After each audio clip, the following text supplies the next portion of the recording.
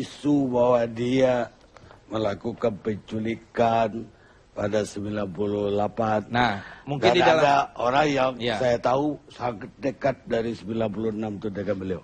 dalam forum ini juga kita klarifikasi bahwa Pak Prabowo tidak pernah memerintahkan dan tidak pernah terlibat di dalam isu-isu termasuk apa yang disebut sebagai penculikan itu. Tidak pernah ada. Dan tidak pernah ada bukti hukum secuil pun, sedikit pun yang ke arah sana. Kalau kita lihat apa yang terjadi itu sudah lewat ya, dan kita tidak mau selalu isu ini diulang-ulang. Ini seperti isu yang sudah didaur ulang berkali-kali. Nah, kita mau melihat ke depan. Pada 5 tahun yang lalu, Pak Prabowo sudah menjadi cawapres dan tidak pernah ada diungkit-ungkit masalah ini. Waktu itu memang bersama-sama dengan PDI Perjuangan, ya, dengan Ibu Mega. Tidak pernah ada isu-isu ini diungkit-ungkit lagi. Dan memang tidak ada hubungannya sebetulnya. Jadi ini adalah satu wacana yang sudah usang, didaur ulang kembali menjadi satu komoditi politik. Menjadi satu alat politik, pesan politik dari mungkin lawan politik gitu ya. Dan ini yang kemudian menurut saya tidak akan masyarakat kita melihat itu. Nah, oleh karena itu koalisi ini, koalisi merah putih ini, kita sudah mengajukan visi misi, kita sudah berunding, kita rapat. Kita ke depan ini tantangan-tantangan ke depan yang akan kita hadapi. Kita tidak mau bergulat dengan masa lalu, kita mau melihat ke depan. Dan untuk ke depan itu tantangan-tantangan jelas. Misalnya sekarang ini harga-harga yang membubung naik. Nah, bagaimana caranya daya beli masyarakat bisa naik atau harga-harga itu bisa dikendalikan. Lapangan pekerjaan yang sekarang ini juga tetap masih sulit, ya. Tetapi kita perlu satu langkah-langkah jitu supaya lapangan pekerjaan ini ada. Kemudian masalah korupsi yang merajalela, bagaimana korupsi ini dikurangi dan dihentikan. Dan Pak Prabowo tidak punya track record untuk korupsi itu, ya. Dan juga masalah pendidikan dan kesehatan, masalah-masalah yang langsung berurusan dengan masyarakat gitu. Secara real, kejadian pada bulan Mei 1998 dan sebelumnya mengenai masalah penculikan itu, Prabowo kan sebagai komandan yang teratas. Ada rencana operasi waspada yang ditangani Faisal Tanjung waktu itu Panglima ABRI untuk amankan pemilu 97 dan sidang umum MPR 98. Jadi udah saya terangkan sebelumnya waktu itu di media lainnya bahwa mereka bukan menculik. Menculik itu kan suatu perkataan etimologinya bagi orang-orang yang reformasi sekarang diculik katanya. Itu bukan culik, ditangkap karena melakukan pengacauan pemilu 97 dan sidang umum MPR 98. Itulah maka ditangkap ketika terjadi pemboman di Tanah Tinggi, pemboman di Bekasi, dan bawa bom mereka ini. Nah, kemudian ditangkap. Dan setelah reformasi terjadi, Prabowo kemudian dalam hal ini bukan diberhentikan karena case itu. Ya, Prabowo itu bukan karena penculikan, sebagai orang atasan yang berbuat bahwa sudah dihukum. Prabowo tingkatan atas tidak ada memerintahkan. Itulah duduk persoalannya sebagai komandan Kopassus. Karena waktu itu Kopassus adalah anti teror, bukan polisi, sekarang polisi. Nah, kalau sekarang terminologi yang dikatakan itu menculik, orang-orang sekarang bawa bom, ditangkap atau diculik? Ditangkap sampai di 88. Terminologi dulu juga gitu. Jadi demikian Prabowo tidak terlibat masalah ini. Peristiwa Mei, kerusuhan. Ya, kerusuhan Mei 98 dituduh pada Prabowo. TGPF, tim gabungan pencari fakta, yang Romo Sandiawan mengatakan bahwa ada rapat di Kostrad meminta kepada Prabowo pada tanggal 14 itu untuk mengambil alih keadaan. Dia sebagai mengambil kekuasaan. Ditolak oleh Prabowo. Tidak konstitusional. Karena masih ada Wakil Presiden Habibie. Masih ada Pangap Pak Wiranto. Masih ada Kasat Subagio. Masih ada Wakasat. Masih ada terakhir dia level kelima. Kata mereka seperti kasus tahun 65 Pak Harto mengambil alih. Waktu Pak Harto, Bung Karno tidak tahu di mana. Panglima Angkatan Darat sebagai Panglima Koti Komando Operasi Tertinggi dalam rangka Dwi Kora, Jenderal Yani, waktu itu terbunuh. Nah, situasi itu yang senior, Angkatan Udara sama Angkatan Laut tidak jelas kondisional kemana. Diambillah alih oleh Pangkostrat Pak Harto. Karena itu level kedua setelah Angkatan Darat. Panglima Pangkostrat. Nah, kenapa dia dituduh mau kudeta? Dari mana logikanya? Karena kerusuhan. Tanggal 14 pertemuan dilakukan oleh Pangkostrat dengan tokoh-tokoh untuk buat kerusuhan. Kerusuhannya terjadi tanggal 12, tanggal 13. Masa rapat pertemuan tanggal 14 merancang tanggal 13? Di mana logikanya itu? TGPF. Jadi dengan demikian, Prabowo tidak ada niat, dan kalau diberhentikan karena itu ada pasukan liar, adalah tidak benar tindakan dilakukan ini. Jadi pemberhentian juga sebenarnya tidak sah akibat ada laporan mau kudeta. Itu dulu persoalan. Demikian aja. Jadi siapa yang bertanggung jawab terhadap kerusuhan? Panglima ABRI sebagai penanggung jawab keamanan mestinya bertanggung jawab. Siapa Panglima ABRI? Ya maaf aja. Ya, saya tidak menyebutkan Panglima wajib pada waktu 98 itu. Harus bertanggung jawab. Tetapi ketika Habibie naik pada tanggal 22, beliau minta kepada Habibie dialah sebagai Panglima ABRI. Masa sudah gagal 13, 14, 15 dan kekacauan, tanggal 22 minta jadi Panglima ABRI.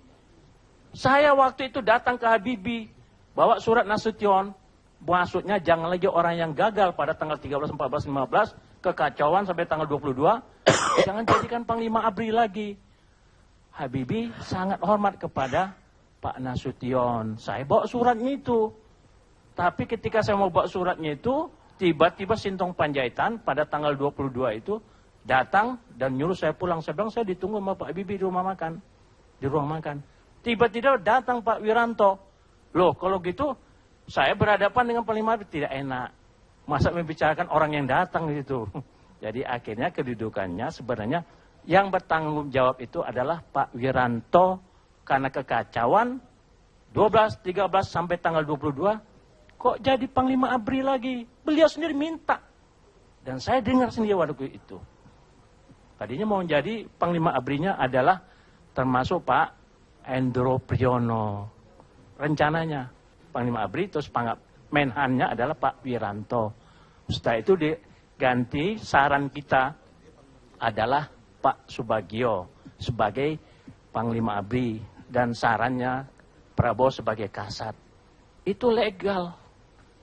Tidak, bukan itu mau kudeta kita datang. Datang pada Presiden menyampaikan. Dan Prabowo juga datang, saya juga datang. Ke Kuningan, datang ke istana.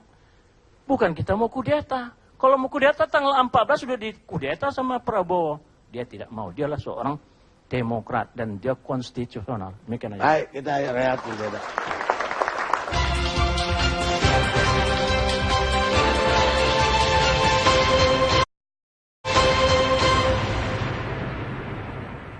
Isu bahwa dia melakukan penculikan pada 98. Nah, mungkin dan di dalam ada orang yang ya, saya tahu sangat dekat dari 96 itu dengan beliau. dalam forum ini juga kita klarifikasi bahwa Pak Prabowo tidak pernah memerintahkan dan tidak pernah terlibat di dalam isu-isu termasuk apa yang disebut sebagai penculikan itu. Tidak pernah ada. Dan tidak pernah ada bukti hukum secuil pun, sedikit pun yang ke arah sana. Kalau kita lihat apa yang terjadi itu sudah lewat ya, dan kita tidak mau selalu isu ini diulang-ulang. Ini seperti isu yang sudah didaur ulang berkali-kali. Nah, kita mau melihat ke depan. Pada 5 tahun yang lalu, Pak Prabowo sudah menjadi cawapres dan tidak pernah ada diungkit-ungkit masalah ini. Waktu itu memang bersama-sama dengan PDI Perjuangan, ya, dengan Ibu Mega. Tidak pernah ada isu-isu ini diungkit-ungkit lagi. Dan memang tidak ada hubungannya sebetulnya. Jadi ini adalah satu wacana yang sudah usang, didaur ulang kembali menjadi satu komoditi politik. Menjadi satu alat politik, pesan politik dari mungkin lawan politik gitu ya. Dan ini yang kemudian menurut saya tidak akan masyarakat kita melihat itu. Nah, oleh karena itu koalisi ini, koalisi Merah Putih ini, kita sudah mengajukan visi misi, kita sudah berunding, kita rapat. Kita ke depan ini tantangan-tantangan ke depan yang akan kita hadapi. Kita tidak mau bergulat dengan masa lalu, kita mau melihat ke depan. Dan untuk ke depan itu tantangan-tantangan jelas. Misalnya sekarang ini harga-harga yang membubung naik. Nah, bagaimana caranya daya beli masyarakat bisa naik atau harga-harga itu bisa dikendalikan. Lapangan pekerjaan yang sekarang ini juga tetap masih sulit, ya. Tetapi kita perlu satu langkah-langkah jitu supaya lapangan pekerjaan ini ada. Kemudian masalah korupsi yang merajalela bagaimana korupsi ini dikurangi dan dihentikan. Dan Pak Prabowo tidak punya track record untuk korupsi itu, ya. Dan juga masalah pendidikan dan kesehatan, masalah-masalah yang langsung berurusan dengan masyarakat gitu. Secara real, kejadian pada bulan Mei 1998 dan sebelumnya mengenai masalah penculikan itu, Prabowo kan sebagai komandan yang teratas.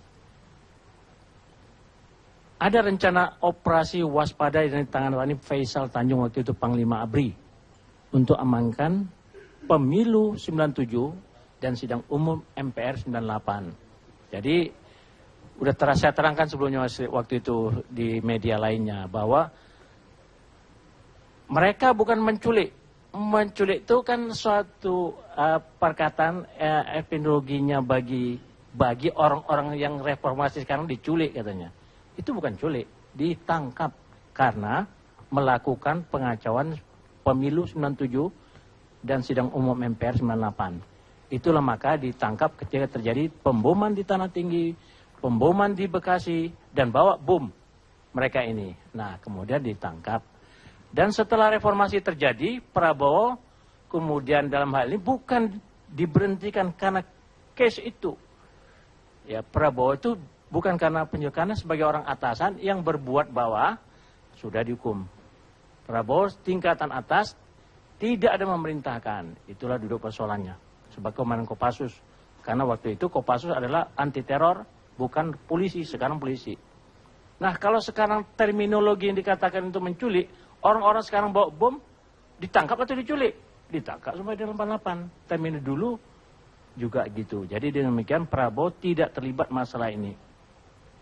Peristiwa Mei, kerusuhan, ya, kerusuhan Mei 98 dituduh pada Prabowo. TGPF, tim gabungan pencari fakta, yang Romo Sandiawan mengatakan bahwa ada rapat di Kostrad meminta kepada Prabowo pada tanggal 14 itu untuk mengambil alih keadaan. Dia sebagai mengambil kekuasaan. Ditolak oleh Prabowo. Tidak konstitusional. Karena masih ada Wakil Presiden Habibie, masih ada Pangap Pak Wiranto, masih ada Kasat Subagio, masih ada Wakasat, masih ada terakhir dia level kelima. Kata mereka seperti kasus tahun 65 Pak Harto mengambil alih. Waktu Pak Harto, Bung Karno tidak tahu di mana. Panglima Angkatan Darat sebagai Panglima Koti Komando Operasi Tertinggi dalam rangka Dwi Kora, Jenderal Yani, waktu itu terbunuh. Nah, situasi itu yang senior, Angkatan Udara sama Angkatan Laut tidak jelas kondisional kemana. Diambillah alih oleh Pangkostrat Pak Harto. Karena itu level kedua setelah Angkatan Darat, Pangkostrat. Nah, kenapa dia dituduh mau kudeta? Dari mana logikanya? Karena kerusuhan. Tanggal 14 pertemuan dilakukan oleh Pangkostrat dengan tokoh-tokoh untuk buat kerusuhan. Kerusuhannya terjadi tanggal 12, tanggal 13. Masa rapat pertemuan tanggal 14 merancang tanggal 13? Di mana logikanya itu? TGPF. Jadi dengan demikian, Prabowo tidak ada niat dan kalau diberhentikan karena itu ada pasukan liar adalah tidak benar tindakan dilakukan ini. Jadi pemberhentian juga sebenarnya tidak sah. Akibat ada laporan mau kudeta. Itu dulu persoalan. Demikian aja. Jadi siapa yang bertanggung jawab terhadap kerusuhan?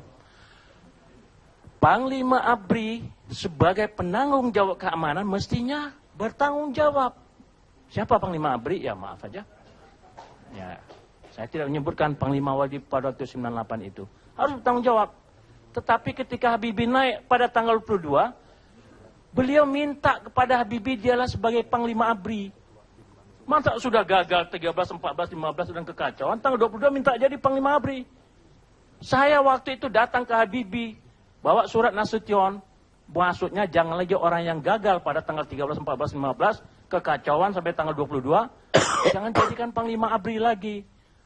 Habibie sangat hormat kepada Pak Nasution. Saya bawa suratnya itu. Tapi ketika saya mau bawa suratnya itu, tiba-tiba Sintong Panjaitan pada tanggal 22 itu datang dan nyuruh saya pulang. Saya bilang saya ditunggu sama Pak Habibie di rumah makan. Di ruang makan. Tiba-tiba datang Pak Wiranto. Loh, kalau gitu saya berhadapan dengan Panglima tidak enak.